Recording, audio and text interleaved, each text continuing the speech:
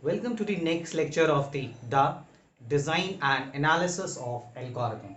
In today's lesson, we will discuss the binary search algorithm, or basically we will analyze the binary search algorithm.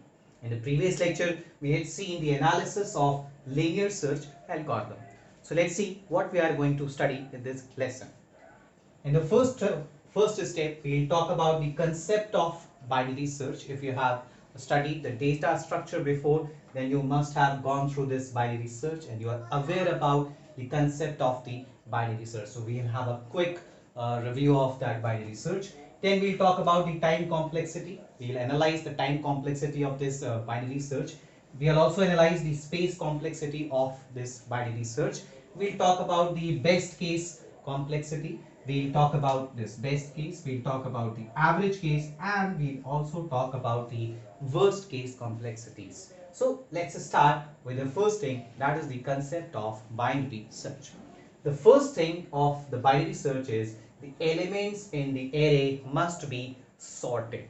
Yes, that was not the case into the linear search, but for binary search, the elements must be in the sorted order. That's why I have taken these elements. If you can see 2, 5, 7, 10, 13, 15, 17, these are sorted elements in the ascending order. So as we all remember that how we used to search into the binary search. To search in this array, we identify three indexes. The first index is known as the low, the index low. We identify the first as a low index. We identify the last as the high index, and we identify the mid index as the mid element as the mid index. So we need to identify these three indexes first into the array. Low, the first element; high, the last element into the array; and the mid element, we'll indicate this as mid index. So how the array starts? Let's say if you want to search an element, let's say if you want to search some element and the element is n.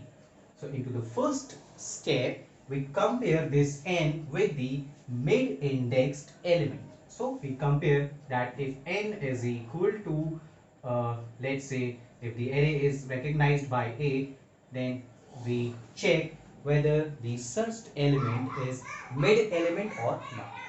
If it is the mid element, then everything completes here. We simply return the index and we say that the element is found. And this is known as the best case. So if the element to be searched is present at the middle index, then we'll say that this is the best case in the terms of the binary search algorithm. Now, if it is not into the mid element, then we divide this thing into two parts. So what we used to do, now we take this left hand side, we divide the array into two separate segments. We divide the array into two segments. So we have these two separate segments. In the left segment, we have the elements, let's say 2, 5, and 7. And in the right hand side, we have the elements like 13, 15, and 17. And now we compare that whether this n is greater than this mid or smaller than this mid. If the element we need to search, if greater than this mid element, then obviously that will reside on this right hand side part. So now this right hand side part will become our new array, and we'll perform all these things onto this new array. So this is called a recursive call. And if the element to be found is lesser than this mid element, then obviously the element will be on the left hand side. So now the new array becomes this left hand side, and we'll again do all the things with this left hand part. So we'll perform the binary search on this left hand part. So in this way we keep on decreasing. Let's say let us say the element to be searched is lesser than the mid element. Let's say if it is 5. If it is 5. So if the element we want to search is 5, then in the first case this will not match to the mid element. Obviously 5 is not equal to 10. Then we need to divide this array into two parts, the left one and the right one. Then we'll compare whether 5 is greater than 10, whether 5 is greater than 10. No, it's not greater than 10. That means it will not be on the right hand side. Then we compare whether 5 is less than 10. Whether 5 is less than 10. Yes, this is true. That means the element will reside onto the left hand side. So now this is our new array. Again, in this array, we'll identify the three indexes. We'll identify the low index. We'll identify the high index, and we'll identify the mid index, and we'll again perform the binary search. Now let's again perform the binary search. In this, the mid element is 5. So first we want to compare the n to this mid element, and if it is equal to the search element, then we'll simply return the index of that particular array. So now we can see in our case, if it is 5, so this is equal to the 5. So that means the element is found and we will return. Let's say if it is not equal to mid, again this will be divided into two parts, the left side array and the right side array. So let me divide this into two parts. So now this will have two separate arrays, 2 and 7. And now we can perform the same thing on this array, and this is onto this array. So this is the basic concept of the binary search. We start comparing the element with mid element. If it is found, we return the true, and if it is not found, then we compare whether the element is greater than the mid element. Then we take the right hand side array and we'll do the binary search onto right hand side, and if it is smaller than the mid element, then we'll take the left hand side array and we perform the binary search onto the left hand side array. Now let me show you the same concept with the help of a tree. So let's understand how this is happening with the help of a tree. So as we can see that the mid element will behave as our root element, and it has a left child and it has a right child. Obviously this part will be the left child and this part will be the right child tree. In this part, again we'll take the mid element as the root of this subtree. So this will be 15. So we can see that 15 in this right hand side array, and the left hand side of 15 is 13. So this is the left hand side child 13, and this will behave as the right hand side child 17. On the left hand side, again we'll do the same thing. The 5 will behave as the root element of this sub child. So this is 5, and the left child of the 5 is 2, and the right hand side of this 7. So this array can also be represented as in the form of this tree. Now what we can observe in this tree, you can see we can identify the best, worst and average cases from this. What is the best case? If we find the element on the root notation. So this is the best case. As we have seen, this is the mid element. So if the element is equal to the root element, this will be the best case. And when we have the worst cases, when we have to go down and longest path, we have to cover the longest path into the tree. In this case, the longest path is always in the tree are the leaves of the tree. And what are the leaves of the tree? Here we can say 2, 7, 13 and 17. So these will be the worst cases. Now just to reach to the worst case, we have to cover all the levels of the tree. We have to cover all the levels of the tree. That is, we have to cover the full height of the tree. And we know the full height of the tree is represented by log of n, where n is the number of nodes. So we can see that this is the full height. So now we can see that if we the root is our searching node, so this is the best case and this is on the first location.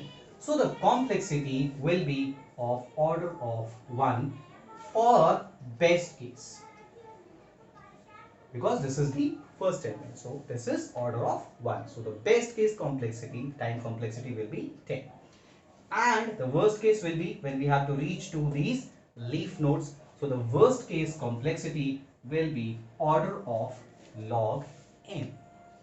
And what is the average complexity? Any element, let's say we have to average all the times. Let's say what is the time to find this, what is the time to find this, then what will be the time to find this. We'll add all these times and then we'll find the average or we'll divide all the sum with the number of elements, that is n. So that we will got the average complexity, and the average complexity of this is also order of log of n. So this is the best complexity, this is the worst case complexity, and this is the average case complexity in the case of binary search. Let me explain you this, how we can achieve this best, worst and average case complexity with one more method, with one more way. Let me remove this tree.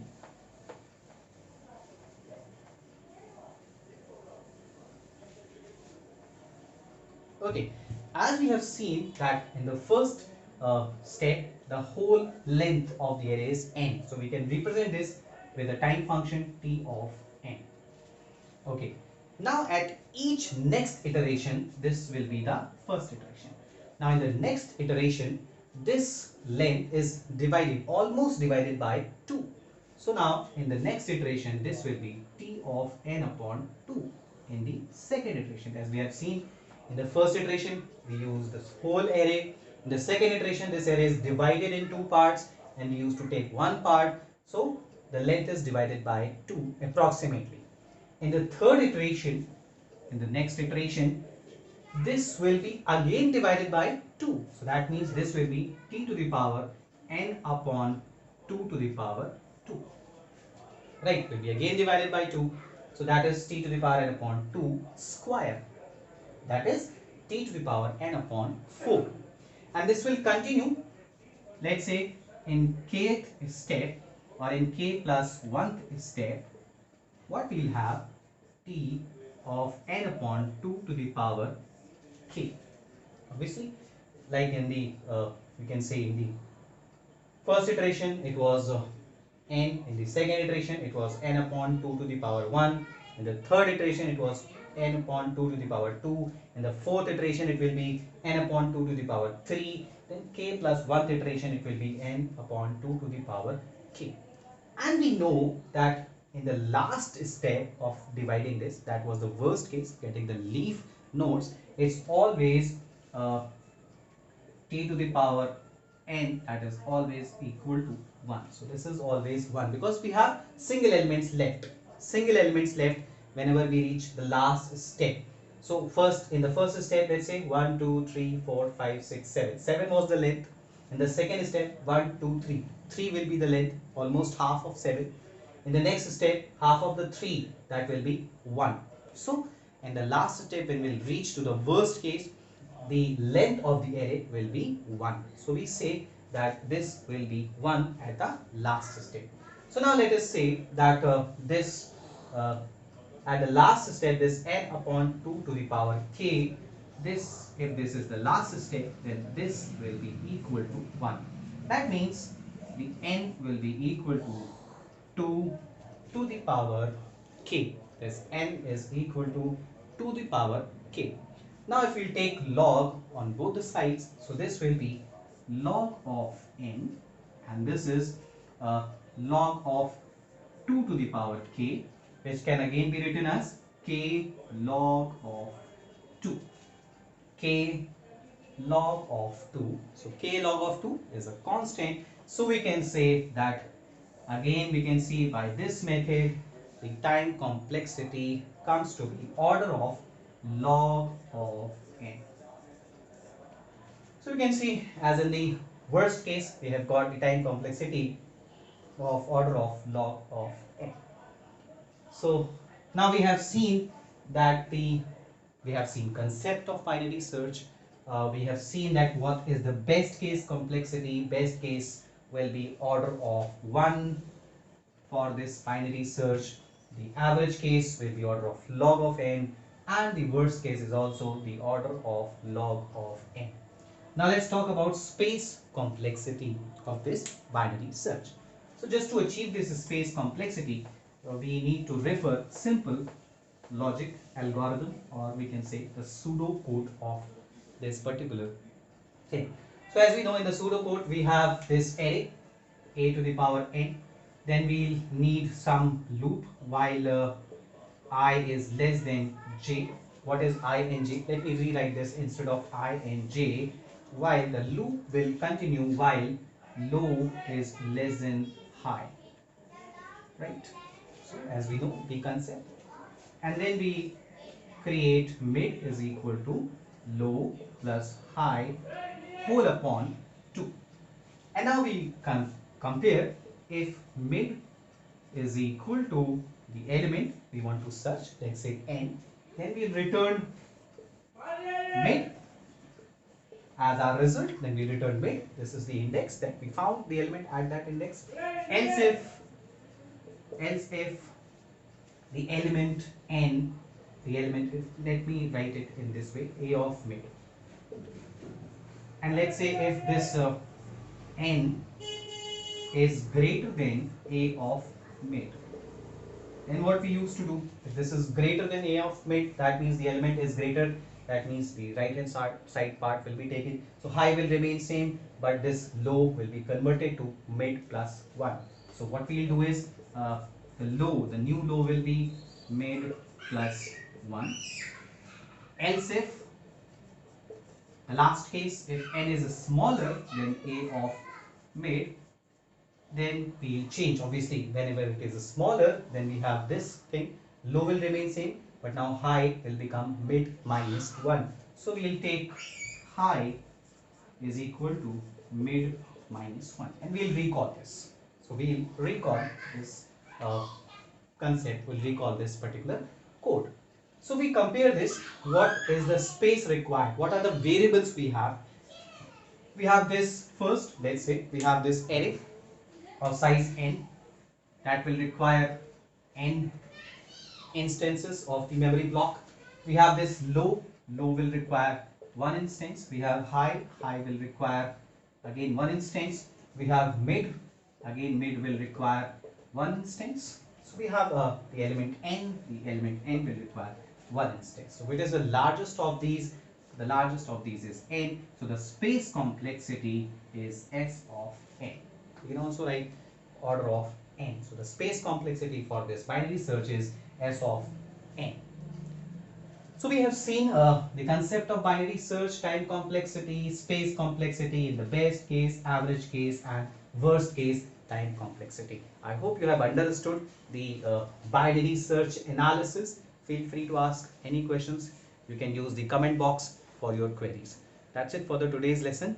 We will meet into the next lesson with some more sorting algorithm, the analysis of more sorting algorithms.